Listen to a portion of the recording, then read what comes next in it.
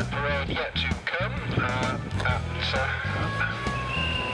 about 40 minutes time, the final track parade of the weekend, where we should see the final selection of cars. But as we've said, do have a walk around the paddock area to see these cars a little closer, get to perhaps have a chat with the owners, get a bit more information about the particular cars and their particular history.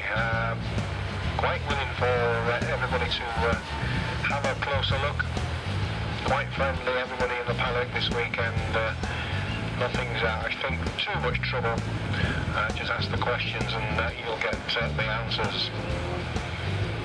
So do have a walk round all the way down towards the far end of the circuit, down towards Paddock C, part of the old circuit, where a lot of the military vehicles are being parked this weekend.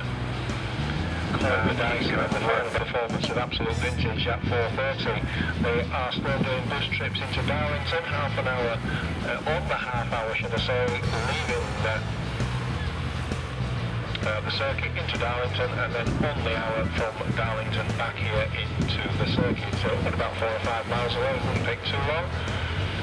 So if you fancy a trip on one of the classic buses, then that's happening down at